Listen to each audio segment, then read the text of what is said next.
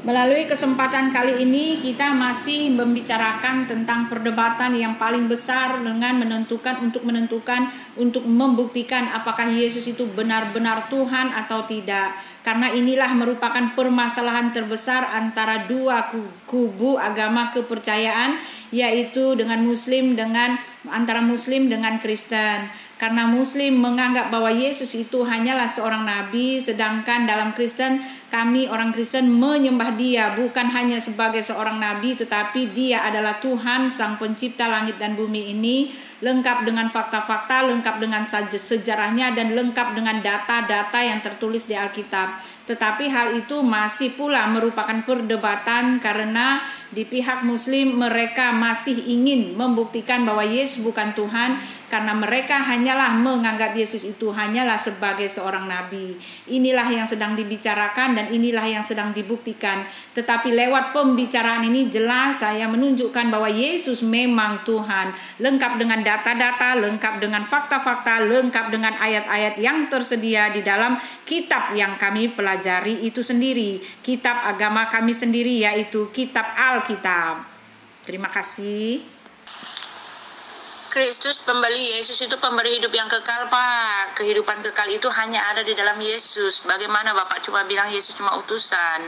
Utusan Bapak itu, di tempat Bapak utusan tidak memberikan hidup yang kekal. Dia hanya mengajarkan cara mendapatkan hidup yang kekal. Tetapi utusan bagi Yesus itu, dialah pemberi hidup yang kekal. Dari dialah sumber hidup yang kekal itu. Dialah yang menjamin kehidupan kekal itu. Dan di rumahnya itulah kami akan mendapatkan hidup yang kekal. Dialah sang empunya rumah untuk mendapatkan hidup yang kekal. Dialah sumber untuk mendapatkan hidup yang kekal. Dialah pemberi hidup yang kekal. Sedangkan utusan di seluruh dunia ini, Pak, utusan di seluruh dunia ini, orang-orang yang mengajarkan untuk menyembah pada Tuhan itu, mereka hanya mengajarkan cara mendapatkan hidup yang kekal. Mereka hanya menunjuk caranya, menunjuk jalan cara untuk mendapatkan hidup yang kekal. Mereka hanya membimbing orang untuk datang kepada cara hidup yang kekal, untuk mendapatkan hidup yang kekal. Mereka hanya menunjukkan, memberi jalan, memberi tahu, tetapi bukan merekalah sumber hidup yang kekal itu. Tidak ada satupun nabi dan rasul di dunia ini pemberi hidup yang kekal, Pak. Itu yang Bapak tidak mengerti. Yesus mengatakan, dan aku memberikan hidup yang kekal kepada mereka, dan mereka pasti tidak akan binasa selama-lamanya. Tak seorang pun merebut mereka dari tanganku. Nah itu, Pak, itu dia. Yesus pemberi hidup yang kekal. Bukan pemberi tahu, bukan pemberi jalan, bukan pemberi petunjuk, bukan pemberi tunjuk, tetapi pemberi hidup yang kekal. Oke? Beda, Pak. Bapak yang kurang ngerti, Bapak yang gak mudeng. Iya, hidup yang kekal itu kan bukan mentuhankan Yesus kan, tapi mengimani Dia sebagai utusan kan. Ada nggak? Inilah hidup yang kekal, bahwa mereka mentuhankan saya. Ada nggak? Tidak ada, tata. Ya sudah, kalau tidak ada, Bu. Jadi dialah ya memberitahu hidup yang kekal kepada umatnya Israel. Nah, tapi Israel kan tidak percaya kalau Dia utusannya Allah. Ya. Jadi, andaikan mereka percaya bahwa Dia utusannya Allah, ya hidup yang kekal bagi mereka. Kristen kan ajaran sesat, Bu. Ya. Bukan tidak percaya, justru malah mentuhankan Yesus. Nah, bukan hidup yang kekal ini, ya. Hidup yang kekal di neraka ini. Karena hidup yang kekal itu beriman kepada Yesus sebagai utusannya Allah untuk Israel. Gak ada, inilah hidup yang kekal bahwa manusia yang mentuhankan saya. Gak ada. Kata siapa, Pak? Nggak paham, Pak. Bapak yang sok pintar, Bapak itu sudah sesat, tetapi karena sesatnya itu sudah mendarah daging, sudah menjadi pola pikir, sudah menjadi paradigma, yaitu Bapak.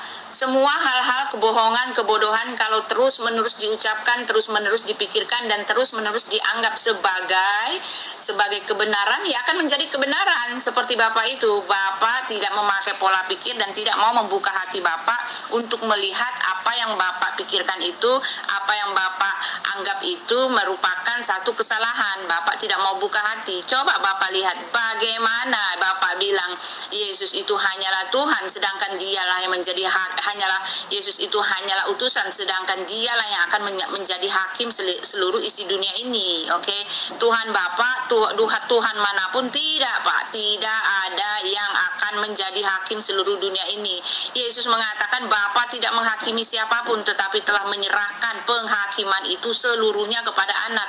Itu apa, Pak? Anak yang dalam konteks apa, Pak? Bisakah Bapak mengatakan anak dalam konteks utusan? Ya sudah, kalau kamu paham mana ayatnya bahwa hidup yang kekal adalah mentuhankan Yesus. Coba yang mana ayatnya? Ayo Bu, kita pakai ayat ya. Kalau menurut saya ya, hidup yang kekal itu mentuhankan Tuhannya Yesus dan beriman kepada Yesus sebagai utusannya Allah. Nah sekarang ada nggak bahwa hidup yang kekal itu mentuhankan Yesus? Mana ayatnya? Nanti tak kasih ayat ya, bahwa hidup yang kekal itu adalah memposisikan Yesus sebagai utusannya Allah, bukan sebagai Tuhan. Ayo kita tanding, ayo. Pak, utusan buat Yesus jelas. Yesus katakan akulah dia dan dia yang mengutus aku. Bapak nggak bisa tolak itu loh, Pak. Ayat kami di kitab kami itu ada dalilnya, tak bisa dipungkiri, tak bisa ditolak, tak bisa dianggap ada. Karena dari situlah kami berpijak dalam iman kepercayaan kami.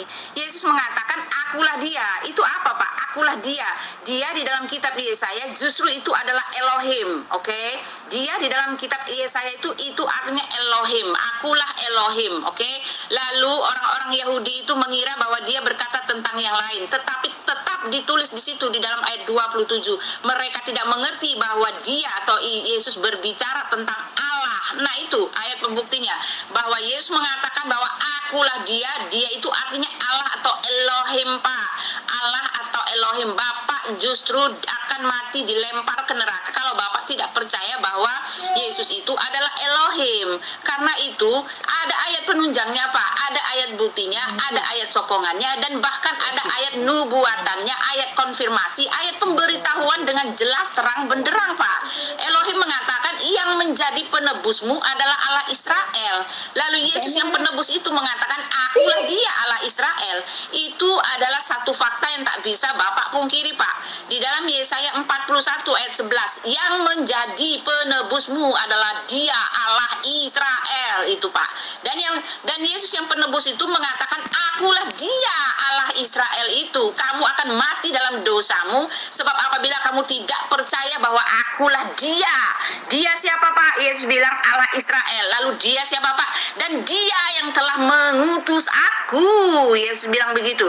Akulah dia. Dia siapa? Dia yang mengutus aku. Ini yang menulis adalah Rasul Yohanes. Rasul Yohanes lah yang menyatakan bahwa Yesus itu adalah Elohim yang telah menjadi manusia.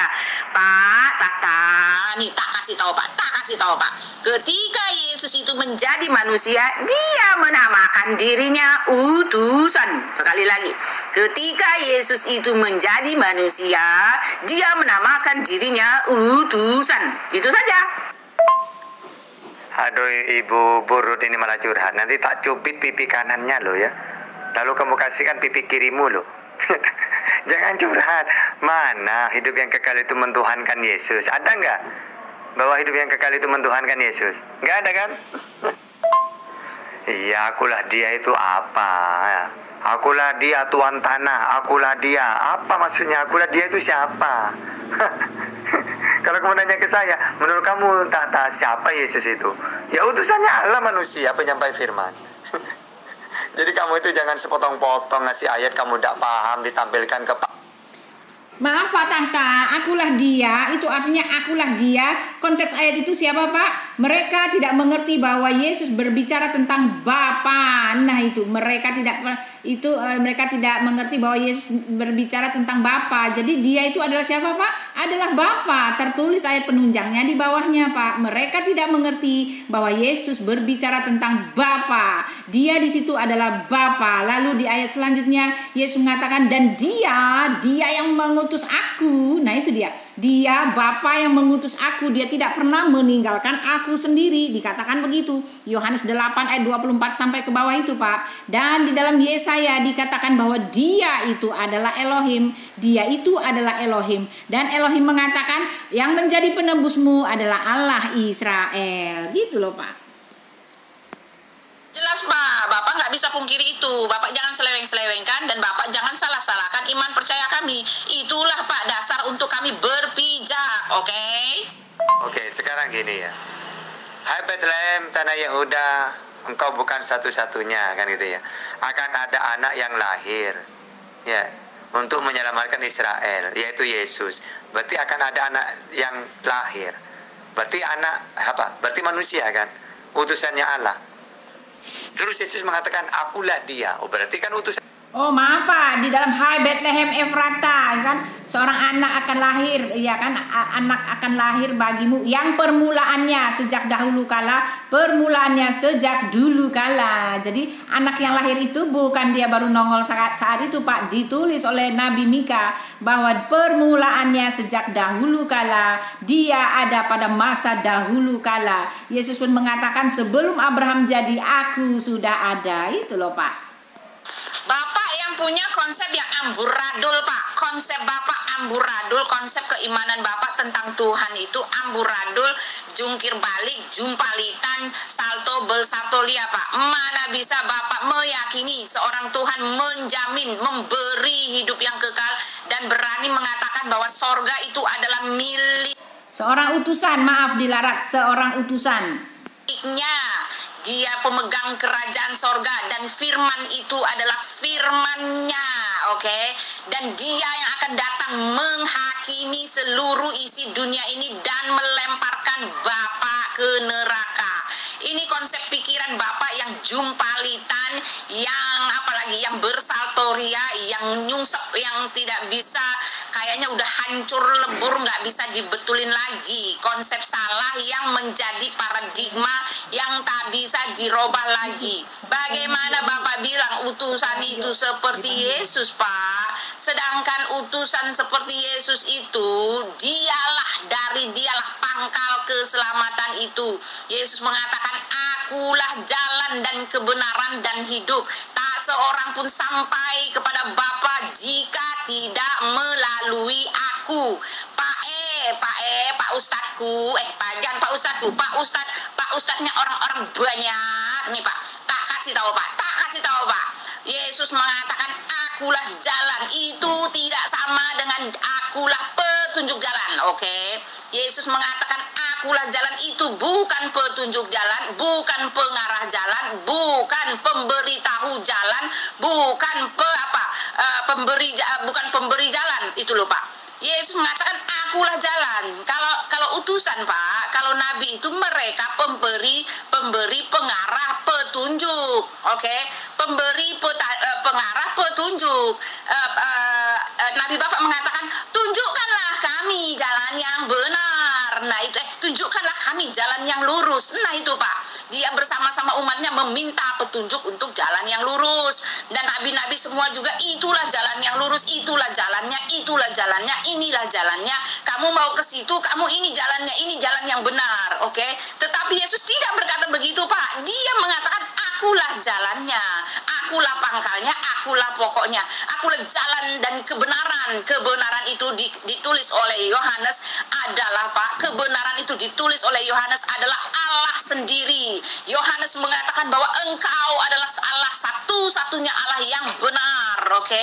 Dan Yesus mengatakan akulah kebenaran itu. Lalu satu lagi Pak, dan hidup. Sekali lagi, dan hidup. Nah itu dia, hidup di situ artinya hidup yang kekal, masuk surga selamat Pak. Yesus Yesuslah jalannya. Yesus mengatakan, tak seorang pun sampai kepada Bapa jika tidak melalui aku. Kenapa Yesus mengatakan begitu, Pak? Karena di dalam Yohanes 14 itu mengatakan bahwa Allah Elohim itu tidak ada di mana-mana, tetapi dalam diri Yesus sendiri. Makanya tak ada seorang pun bisa sampai kepada Bapa kalau tidak menerima Yesus. Karena Yesus itu adalah Tuhan sendiri. Itu konteks ayat Yohanes 14, Pak. Kamu itu terlalu banyak curhat. Mana ayatnya bahwa hidup yang kekal itu mentuhankan Yesus? Jangan suara aja yang dikencengin. Dalil, Bu. Kamu itu. Kalau cuma suara kayak knalpot gitu, apanya mau didengar, Bu? Pakai dalil dong. Waduh. Ya, dengar ya, ingat ya, denger ya. Aduh, apa yang mau didengar? Loh kan itu dikasih tahu, Pak. Yohanes 8 ayat 24. Itu kan dalil, Pak. Apalagi mau dituliskan di situ, di ayatnya, dipauskan ke sini. Ya saya harus balik-balik dong keluar-keluar. Tapi kan jelas Yohanes 8 ayat 24 itu kan dalil, Pak. Itu dalil, Pak. Yesaya 41 ayat 11 tadi kan. Yang menjadi penebusmu adalah Allah Israel. Lah itu kan dalil, Pak. Masa dia dikasih dibilang enggak dikasih? Fred, kamu tuh nyimak saja, Fred. Kamu tuh bisa apa, Fred? Radio rusak, tukang parkir.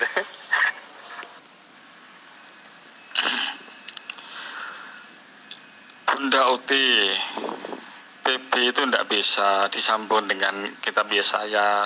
Kitab Yesaya itu, dianya itu adalah Hasem. Sedangkan kitab PP itu tidak ada yang namanya Hasem, adanya itu Theos. Dan dia itu tidak akulah dia, ya, nggak nyambung.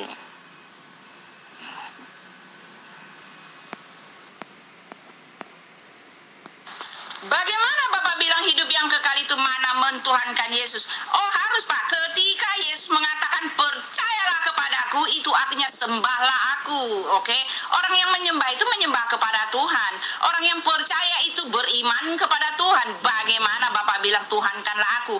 Pak, ini dia, Pak. Konsep pemikiran Bapak yang jumpalitan. Sekali lagi, konsep pemikiran Bapak yang jumpalitan. Ini ya, Pak. Sekali lagi, konsep pemikiran Bapak yang jumpalitan. Kenapa, Pak, saya mengatakan begitu? Bapak memaksakan Yesus untuk berkata, akulah Tuhan, akulah Elohim, akulah Elohim. Dan saya sudah kasih tadi, Pak. Saya sudah kasih. Yesus mengatakan, akulah dia. Itu artinya akulah Tuhan, oke? Barang siapa tidak percaya bahwa akulah Tuhan, mereka akan mati dalam dalam dosanya. Barang siapa yang tidak percaya, nah ini dia, Pak. Ini kata kunci yang tidak Bapak mengerti. Kata percaya kepada Yesus itu mengandung makna akulah Tuhan dan sembahlah aku, oke? Percaya itu mengandung makna percaya, mengimani, berbakti dan menyembah, bersekutu, oke, Pak? Dan mengikuti perintah-perintahnya. Itu komplit menjadi percaya, itu komplit menjadi menyembah, oke? Ketika Yesus mengatakan percayalah kepadaku, itu artinya sembahlah aku, Pak. Berbaktilah kepadaku, Pak. Berimanlah kepadaku, Pak, oke? Itu dia, Pak. Itu artinya. Jadi jelas di dalam Yohanes 8 ayat 24 itu tak bisa Bapak pungkiri. Dia mengatakan barang siapa tidak percaya bahwa akulah Tuhan, oke? Barang siapa tidak menyembah aku, barang siapa tidak berbakti kepadaku, barang siapa tidak menyembah aku, bahwa akulah Tuhan, menyembah aku Tuhan, maka mereka akan mati dalam dosanya. Itu konteksnya Yohanes 8 ayat 24. Waduh, nyerocos saja Burut ini ya. Mana langsung dalil, Burut? Inilah hidup yang kekal bahwa mereka yang mentuhankan aku. Nah, coba ada nggak seperti itu? Kalau nggak ada, jangan cuma nyerocos aja kamu. Nanti telinga saya budek nanti. Pak, hidup yang kekal, inilah hidup yang kekal itu. Yohanes 17 ayat 3. Inilah hidup yang kekal itu, bahwa mereka mengenal Engkau satu-satunya Allah yang benar. Satu lagi, dan nah itu dia. Inilah hidup yang kekal itu, bahwa mereka itu untuk Pak Tata, oke? Pak Tata mengenal bahwa Elohim adalah satu-satunya Allah yang benar, Tuhan yang benar, oke? Dan satu lagi, dan mereka dan Pak Tata itu mengenal Yesus yang telah diutus oleh Elohim. Dan Yohanes mencatat yang diutus itu adalah penebus, oke? yang diutus itu disebut penebus, dan Yohanes mencatat bahwa yang diutus itu adalah Elohim sendiri yang menjadi utusan itu, Pak. Itulah yang ditulis oleh Rasul Yohanes, dan Rasul Yohanes mencatat lagi di ayatnya yang kelima, oleh sebab itu ya Bapa, permuliakanlah aku sendiri kepadamu dengan kemuliaan yang aku miliki. Nah itu dia, dengan kemuliaan yang aku miliki di hadiratmu sebelum dunia ada. Nah itu dia, kemuliaan yang apa Pak? Yang Yesus miliki, yang utusan itu miliki di hadirat. Hadirat itu Pak artinya apa Pak? Hadirat itu artinya keberadaan. Oke? Jadi Yesus mengatakan bahwa dia pemilik kemuliaan dalam keberadaannya sebagai Allah Bapa sebelum dia datang menjadi utusan. Nah itu yang ditulis oleh Rasul Yohanes, Pak. Rasul Yohanes yang mencatat bahwa Yesus itu, yang utusan itu adalah jelmaan Elohim. Dan di dalam Yohanes 17 ayat 3 dan ayat 5, Yesus mengatakan bahwa utusan buat Yesus itu adalah sudah ada sebelumnya sebagai Allah Bapa. Oke, sebelum dia datang menjadi utusan, dialah Allah Bapa itu.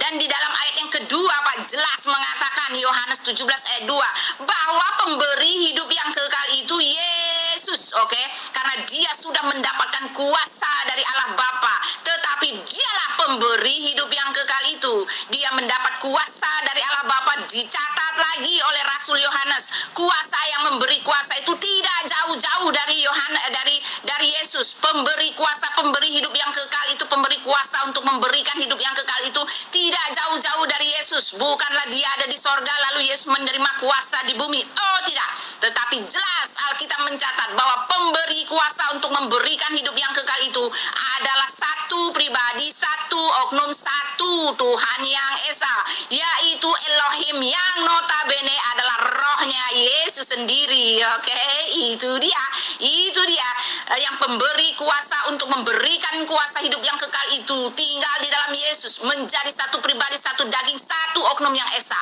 Yesus mengatakan, dan aku memberikan hidup yang kekal kepada mereka, dan mereka pasti tidak akan binasa sampai selama-lamanya. Dan Bapa yang telah memberikan hidup yang kekal itu, dan Bapa yang telah memberikan hidup yang kekal itu adalah aku dan Bapa adalah satu. Itu dia Pak, aku dan Bapa adalah satu. Ini saya kasih ayatnya, saya lupa dikit tadi. Sebentar. Dan aku memberikan hidup yang kekal kepada mereka, dan mereka pasti tidak akan binasa sampai selama-lamanya, dan seorang pun tidak akan merebut mereka dari tanganku. Bapakku yang memberikan mereka kepadaku lebih besar daripada siapapun, dan seorang pun tidak dapat merebut mereka dari tangan Bapa. Aku dan Bapa adalah satu. Itu Pak ayatnya Pak.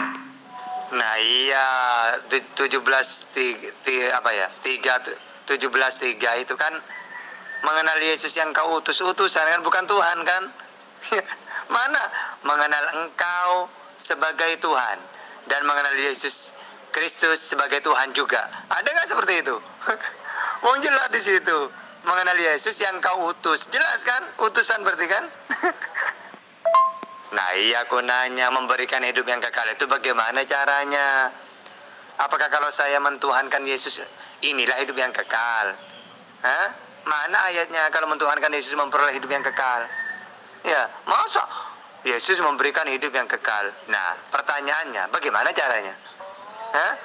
Kalau saya mengakui dia sebagai utusannya untuk Israel, memperoleh hidup yang kekal nggak? Hah? Kan ada ayatnya itu. Dia di situ Pak, dia itu adalah Elohim, tercatat di dalam Yesaya 43. Elohim itu disebut juga dengan dia. Dan Yesaya yang jelas mengatakan yang menjadi penebusmu adalah Allah Israel. Nah itu, Elohim yang namanya dia itu mengatakan yang menjadi penebusmu itu adalah Allah Israel Pak. Allah Israel Bapake. Yang menjadi penebusmu itu adalah Allah Israel. Lalu Yesus yang adalah penebus dan utusan itu mengatakan, akulah dia Allah Israel, bahwa kamu akan mati dalam dosamu, sebab jikalau kamu tidak percaya bahwa akulah dia Allah Israel itu, kamu akan mati dalam dosamu. Itu Pak, itu dia Pak. Lalu ayatnya selanjutnya mengatakan orang-orang Yahudi itu mereka tidak mengerti bahwa Yesus berkata-kata tentang Bapa. Nah itu topik yang jelas, yang pasti, yang nyata ya Pak. Lalu Yesus mengatakan apa? Dan dia yang telah mengutus aku. Oke, dia yang telah mengutus aku. Aku tidak bisa berbuat apa-apa. Nah ini dia pola kerja Yesus. Oke, pola kerja Yesus. Dan dia yang telah mengutus aku, dia menyertai aku karena aku selalu mengikuti kehendaknya. Oke, itu dia Pak. Perkataan Yesus itu perkataan dia sebagai anak Allah. Perkataan Yesus itu perkataan dia sebagai jelmaan yang manusia. Perkataan Yesus itu adalah perkataan yang menempatkan dirinya sebagai utusan. Perkataan Yesus itu menempatkan dirinya sebagai nabi. Tetapi jelas Yesus mengatakan aku dan Tuhanku itu adalah satu. Oke, Yesus tidak mengatakan aku dan Elohim itu adalah, aku ini adalah utusan dan Elohim itu adalah Tuhanku. Oh tidak Pak, tidak Pak, tidak Pak. Yesus mengatakan aku dan Tuhanku itu, aku dan Elohim itu adalah satu. Oke. Ralat, aku dan Elohim, aku dan Bapa adalah satu, bukan aku dan Tuhanku. Ralat, mari, maaf.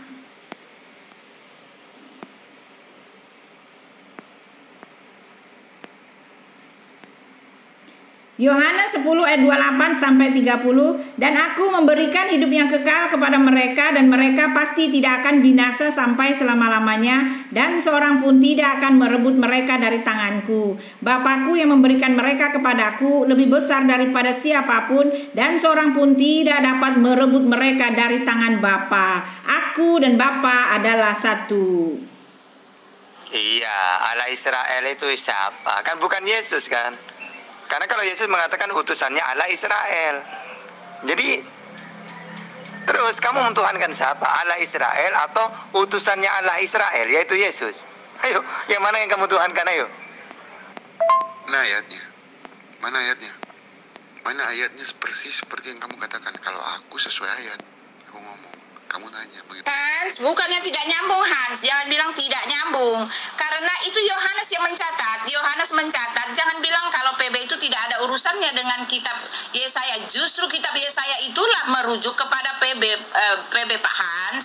Justru kitab Yesaya itulah yang berkata-kata tentang PB. Semuanya nyambung. Apa yang terjadi pada Yesus itu dicatat dengan jelas terang benderang. Oke, dinubuatkan sampai yang sekecil-kecilnya.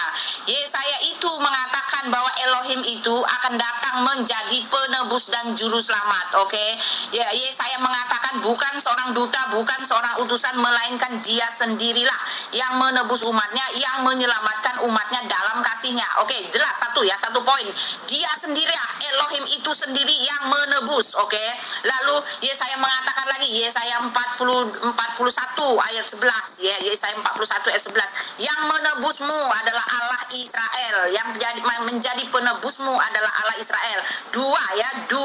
Dua lagi, yang menjadi penebusmu adalah Allah Israel. Dua dalil yang sah. Oke, lalu Yesaya mengatakan seorang anak telah lahir, anak yang berasal daripada tunas Daud ya, anak yang disebut Allah yang perkasa, Bapa yang kekal, Raja damai. Ini adalah dalil yang ketiga yang sah, yang kuat, yang merupakan landasan untuk Yesaya mengatakan bahwa penebus itu adalah Yesus. Oke, karena yang berasal dari tunggul Yesaya, yang berasal dari Israel itu, yang menebus manusia itu, yang mati di kayu salib seperti yang ditulis oleh Nabi Yesaya yang mengatakan bahwa dia akan mati di kayu salib dan dia akan bangkit lagi. Yesaya 53 jelas dikatakan dia akan seperti anak yang dibawa ke pembantaian. Jelas sudah dinubuatkan oleh Yesaya. Itu orang Israel, salah satu dari tunas Israel yang berasal daripada Elohim sendiri, karena seorang anak darah, anak perawan yang lahir dari anak perawan itu, yang anaknya akan disebut Immanuel, yang artinya Allah beserta kita. Oh Pak, jelas. Lalu Yesaya mengatakan bahwa roh Allah akan ada pada anak itu Pak. Yesaya 9 ayat 5, roh Allah akan ada pada anak itu. Dengan adanya roh Allah pada anak itu, dia akan menjadi takut akan Tuhan. Dia punya roh hikmat pemikiran, roh hikmat kebijaksanaan, akal budi dan hati nurani yang bagus, dan dikatakan bahwa dia takut akan Tuhan. Nah itu dia Pak, dia karena ada roh Allah dalam dirinya, Yesus menempatkan dirinya sebagai yang kedua, mendahulukan Bapaknya. Itu dia, Yesus mengatakan aku tidak bisa berbuat apa-apa. Lalu dengan jelas Yesus Yesaya mengatakan bahwa roh Allah ada padanya dan dia menghakimi, menghajar bumi ini dengan mulutnya. Bapak baca aja di dalam Yesaya 5 ayat 9. Itu semua digenapi oleh Yesus. Tidak ada orang lain di luar Israel yang sama persis yang menggenapi semua nubuat Nabi Yesaya itu kecuali Yesus. Oke, jadi nggak bisa kamu bilang bahwa itu tidak ada hubungannya Yesaya dengan kitab PB. Oke. Ini menjawab pertanyaan dari Hans bahwa dia mengatakan bahwa Elohim itu tidak ada hubungannya dengan kitab perjanjian lama, kitab perjanjian baru. Lalu itu ralat lagi, itu adalah Yesaya 11 ayat 1.